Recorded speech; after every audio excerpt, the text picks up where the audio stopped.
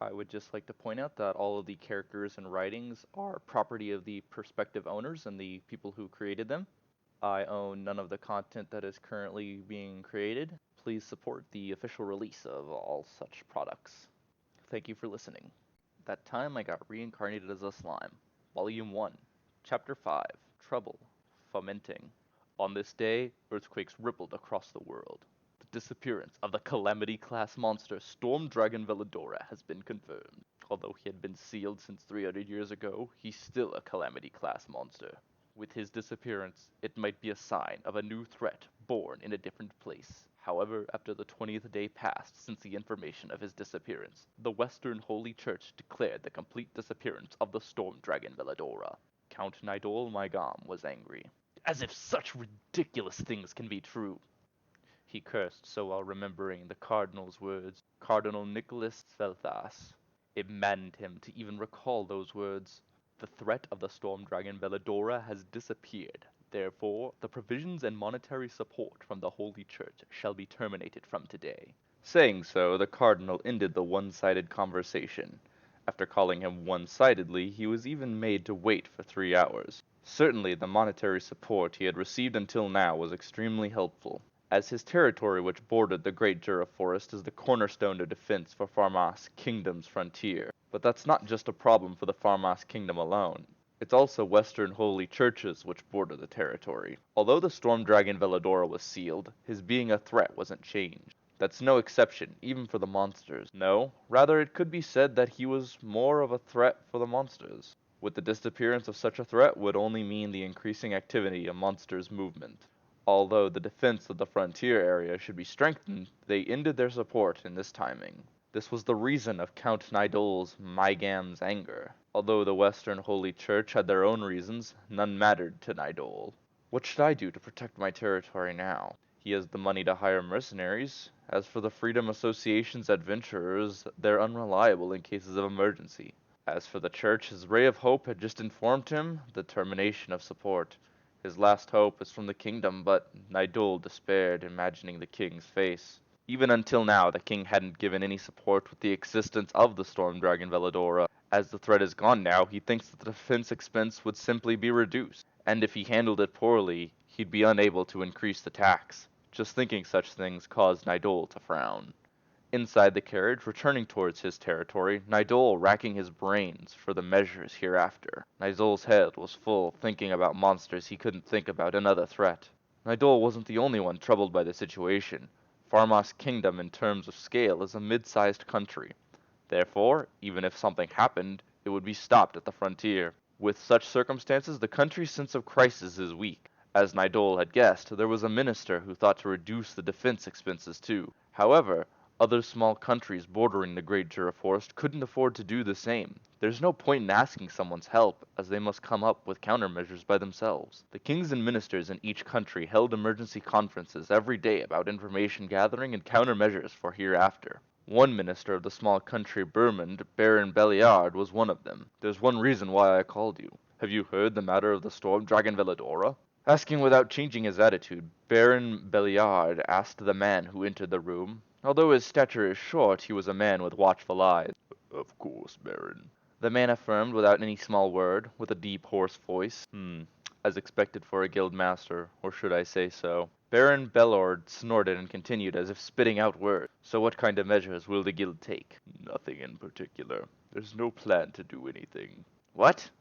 I didn't hear it well, but does that mean you have no intentions for any countermeasures? Yes, I don't feel there's any need for that. The man who was called the guild master answers indifferently, with an expression like he didn't understand why Baron Belliard was mad. Baron Belliard continued his words without revealing it on his face, though he thinks such attitude is unpleasant, although it could hardly be said that his effort was completely successful. Saying there's no need is strange. With the disappearance of the Storm Dragon Veladora, the monsters would surely be more active, and yet you are not taking any countermeasures? This is a weird thing you have said. It's the country's job to think about countermeasures. We of the Freedom Association aren't volunteers, you know. It was a fact. Freedom Association is a guild that's not bound by country system. Compared to the workers affiliated with the country, their livelihood wasn't guaranteed. However, a minimum social position was guaranteed. They were given status proportionate to a citizen. Therefore, they were only imposed with an obligation of a fixed tax. For example, taking a cook as the example. A cook who belongs to the country has an obligation to pay tax corresponds to their position as a citizen. In return, the country guarantees their property and status. As for a cook of Freedom Association, the tax they need to pay becomes cheap as they're given a semi-citizen position. The tax is paid to the Freedom Association, and the Freedom Association guarantees their identity. However, they need to protect the safety of their property and life themselves. A country-affiliated cook is permitted to open a store in the capital protected by the city walls, and they could let their children inherit the store. The cook affiliated with the Freedom Association has no such privilege. They can only set up a shop at the free market, or so around the country. For example, if they set up a store in the outer area of the city walls, their child can't inherit it. This is the foundation of the new tendency to look down upon Freedom Association, although it's not deep-rooted. This system is not only applied to this Burmund kingdom, but also to almost all the surrounding countries. On the other hand, the Freedom Association is an organization that has surpassed the country's framework. Although it possesses organizational strength surpassing a country, whether it's accidental or intentional is unknown, but it's a fact that their activity slips through country supervisions. Protecting the citizens' property is the basic duty of a country, isn't it? Similarly, we of the association have to protect our guild members. We both have it tough. Hearing the shameless excuse of the guildmaster, a vein popped on Baron Belliard's forehead. Obviously, he realized that he was being taken advantage of. Enough of this tedious talk! From the Freedom Association, how many mercenaries can you send? How many adventurers excelled in combat? How many can you send to protect this city? The guildmaster let out a sigh, like saying, good grief. I don't want you to misunderstand, but we are not a volunteer group. As for mobilization based on the agreement between the country and the association, we can mobilize 10% of our members. If you demand more, it would depend on the price. The population of Burmund Kingdom is 1 million people. About 7,000 people are members of the association. This has not included their families. Based on the official agreement between the country and the Free Association, the number of people that Freedom Association can mobilize is 10% of its members, about 700 people in this case, who would enter command of the country. This is, of course, the only number of people affiliated with the guild in each country. It's not applied to the members of another country. For that reason, even though it's a Freedom Association, the country they're affiliated with has been clarified. Moreover, although the country can set the period when this agreement is issued, as in agreement during that period the tax that a member of the guild had to pay is reduced by 20%. It has compelling force, but it's not possible to abuse the pact to think it as revenue. After all, the association needs to rebuild the salary of the collected members. It's a natural decision. Even if for argument's sake it's collected from all the members, such things is impossible, since half of the association's members are non-combatants. Even as a kingdom, it understands this thing well. For that reason, normally it didn't use force, but right now, is not the time. As the monsters became active, that certainly is the biggest reason. But the real reason is... Enough, Fuse. Can you speak what you're really thinking? The guildmaster, no, Fuse, was a bit surprised at being as his name was called, and for the first time he gazed at Baron Belliard right in the face. It was a non-aggression territory, where the place the Storm Dragon Villadora was sealed. As now the route is available, there's a possibility that the Empire in the east would start to move. That's right, I don't know whether they're hesitating against Villadora or afraid that the seal would be broken, but there's a movement in the Empire that had been docile till now. Don't you understand? If they can pass through that forest, all the surrounding countries will be swallowed up in a flash. Not to mention, we can't count on the Western Holy Church.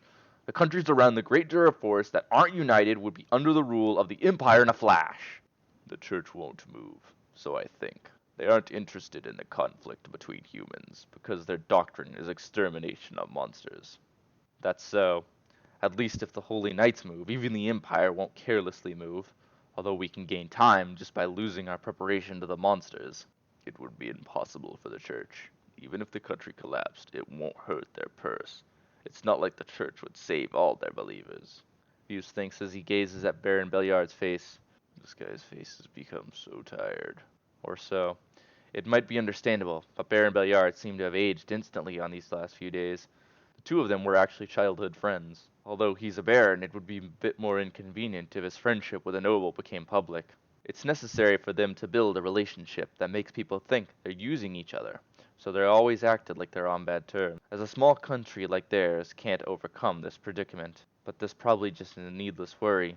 Certainly there's a movement in the Empire, but it's not certain that the Empire will come to attack. If it's just the monsters, they can still set up countermeasures. It hasn't certain yet that the Empire moved, right? Anyway, I'll investigate it myself. Don't expect much, but I'll try to investigate the current state of the Great Jura Forest and the Empire's movements. Sorry, you saved me from trouble. Right. It has not been certain that the Empire moved, and even if they moved, for example, no. If they moved, it would be a large military movement. Even though they would not fare well against constant ambushes and skirmishes, the Empire won't be so lenient to move to commence a skirmish. With an army over 1 million, it's likely that they'd trample all the surrounding countries altogether. If that's the case, there should be enough time for the preparation. At least about 3 years. Even so, it can't be said that's a long time, but it's enough for this side to be prepared. Anyway, it's all about getting information. There's no time either. I'll go. I entrusted it to you. The two nod at each other and then separate, because there's a lot of things they ought to do. Cardinal Nicholas Sveltas sprouted a thin smile after making sure the Count Nidel Mygam had left. Damn bug. So he spits out those words with a smile, face full of kindness. Bugs that only swarming due to the church's money, influence, and military strength, without having faith in God. That is his. Nicholas' evaluation of Count Nidel Mygam. And not just him. All the people who belong to the church were thinking so. If you believe in God, devote yourself to the Holy Empire, Ruberios, and become a believer. The Western Holy Church, as the state religion of the empire, was the only group with the one and only and inevitable Pope as the leader. The Holy Empire Ruberios is the headquarters of the Western Holy Church, and all of its citizens are made of believers. No matter how much those from another country proclaim their faith, they're worth nothing if their faith is just on the surface. God takes precedence over everything. If that's so, they didn't need to show benevolence for those who won't become their citizens, and even if they beg for help. That's consensus of opinion of the people who affiliated to the Western Holy Church, not just those below Cardinal Nicholas. Originally, Nicholas thought that they should kill all of the heathens who do not believe in God, but there was a person who ridiculed that idea and changed his mind. That person was the other-worlder, Sakaguchi Hinata. This is what she said. It's pointless. To change the hearts of those who believe in other gods need a lot of energy. Rather than doing such things, just give them your hand and accept theirs.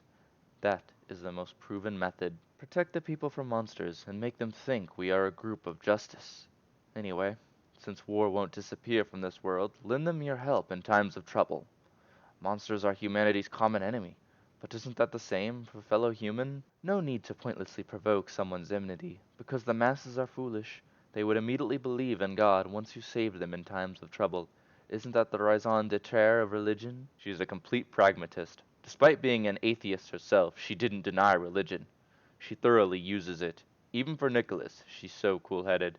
Nicholas was shivering, staring at her icy eyes. All we need to do is waiting to let the other countries lose their strength. Therefore, we need to make them indebted. He trembles when that whispers close to his ear. Is it due to delight or terror? Yet Nicholas obeyed.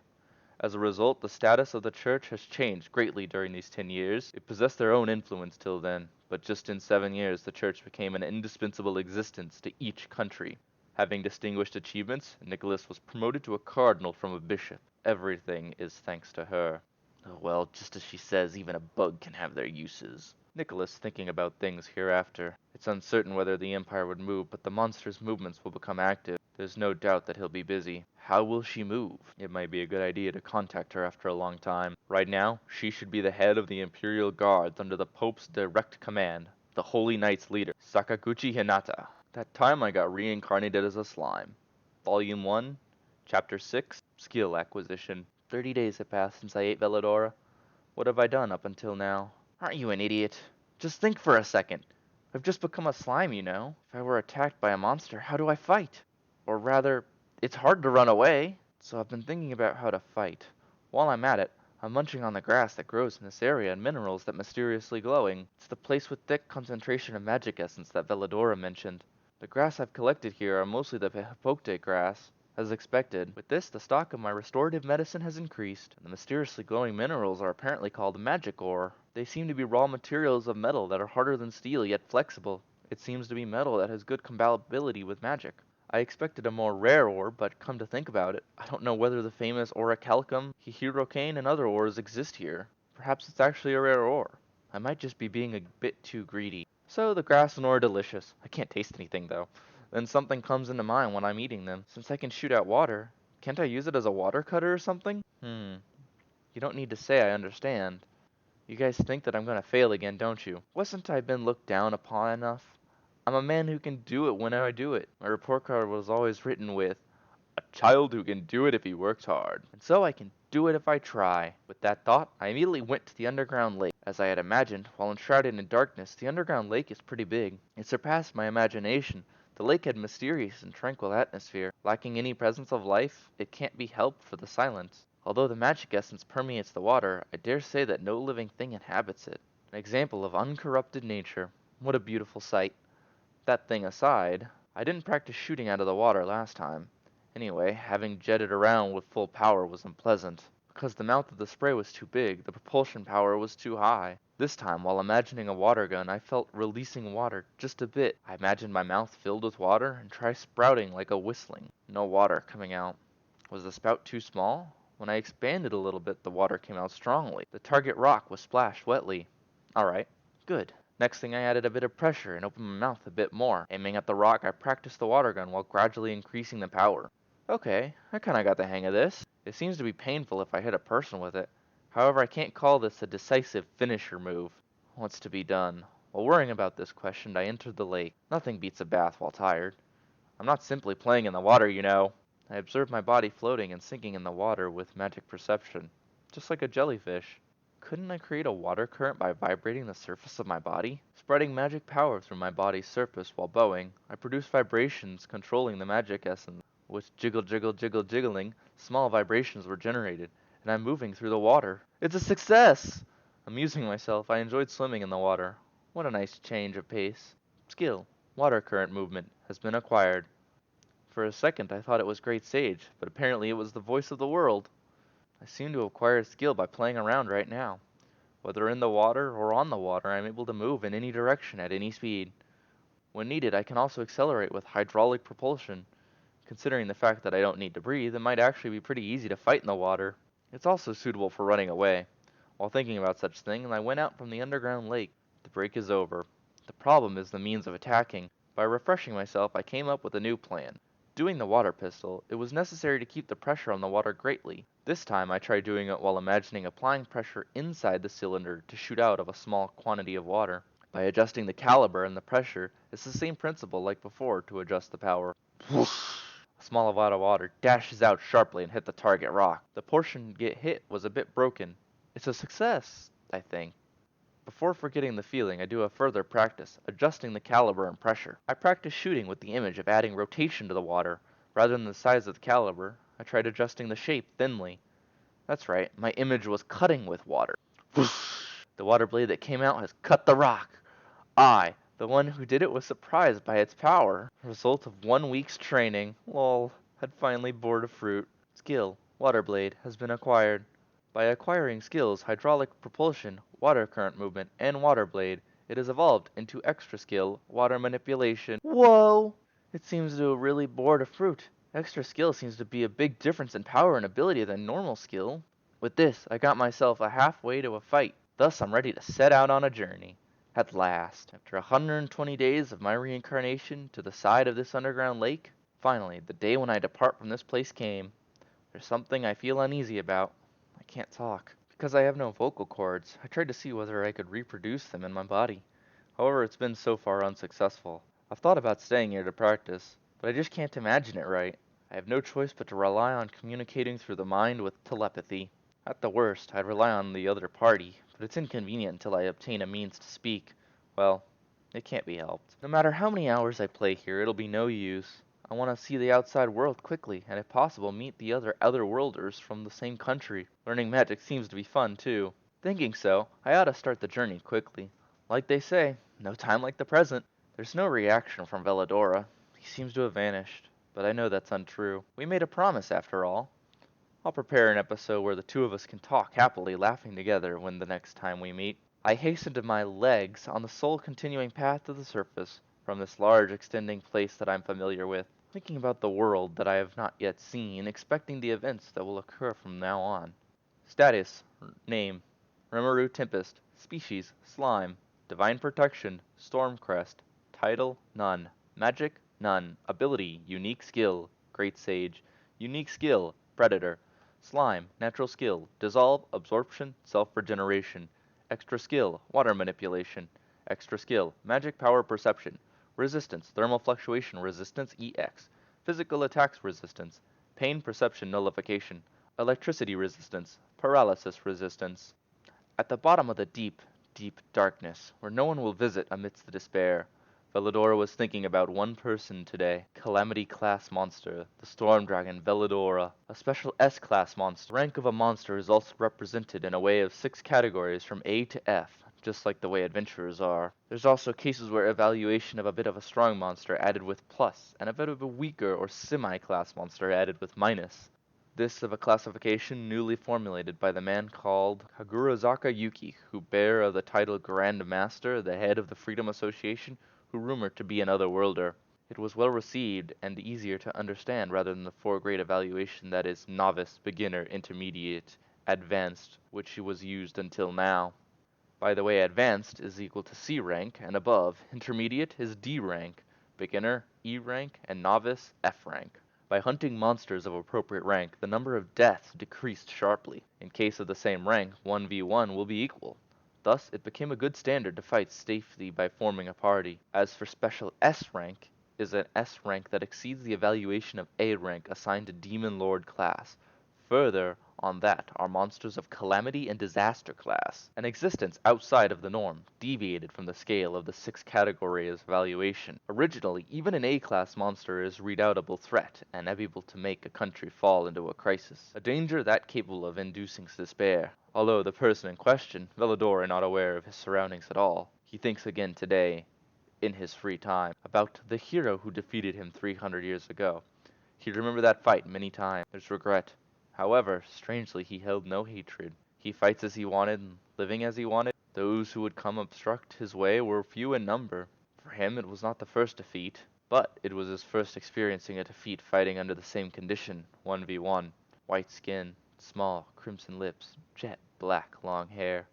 Not too tall, petite and slender physique. Although the eyes were hidden by a mask, the features revealed she's female. In addition, she's a beautiful girl. Because he couldn't see her eyes, he couldn't guess her feelings. Is that why? Without fear or hatred, it was regrettable to think that she was merely indifferently swung her sword. What if I can get out of this prison? He thinks sometimes. Would he fulfill his revenge against her? Although he did not have a grudge, if he had the chance, he wants to fight her again. Without any lies, it was Veladora's true feelings.